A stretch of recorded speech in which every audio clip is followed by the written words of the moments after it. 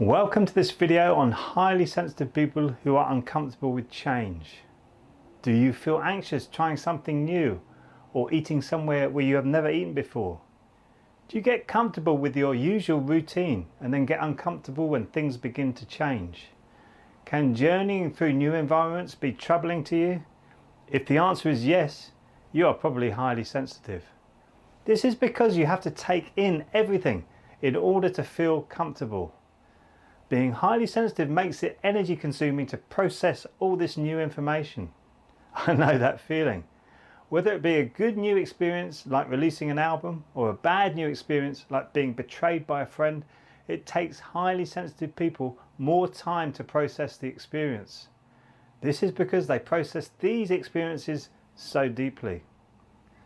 I remember when my mother died when I was 11, I was sent to boarding school because my father could not cope with me. Trying to sleep in a dormitory full of boys was very difficult for me. I had to process all the new experiences I was having. I had to learn all the new sounds and sensations in the room I was now sleeping in. This was the same for the classrooms and the recreation areas we had to frequent. Having to deal with the trauma of my mother passing and a new school was exhausting for me. Taking in all this new information was a trial in itself. Life moved on and I felt uncomfortable when I changed jobs and found somewhere new to live. I remember taking on my first sales job and everyone thought I was really shy and didn't talk much.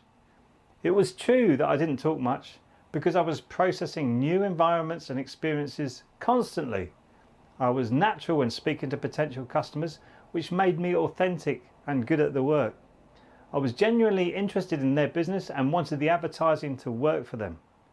As time went on, I gradually made friends with the people at the company. They could not believe the difference in me when I started to become more comfortable with my home and work surroundings. I was adapting to the routines and becoming happier in myself because of this. This helped me create friendships. Life flowed well for a while, but I still wanted more out of life and was becoming more stressed when I realized that some of the people at the firm were stealing my leads. I became disillusioned with the work and decided to move on. I tried to keep my place in the company for a while though.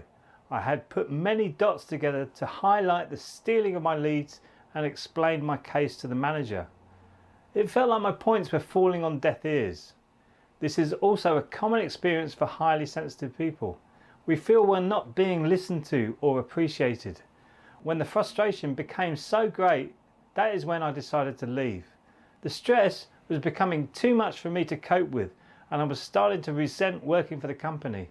That is no good for anyone. I walked out of the company and decided to become a professional musician. This was a big leap of faith. I was good at music and decided it was time to fulfill my childhood ambition of becoming a musician.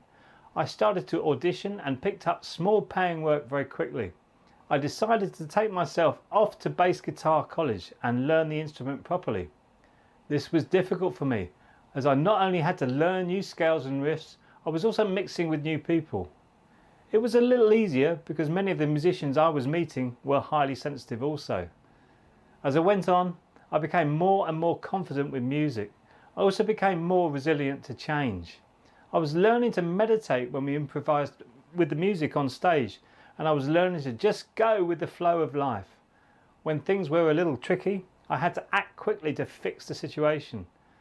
They were difficult days to start off with, but became easier when success and financial stability came. I really started to embrace the changing face of being a professional musician.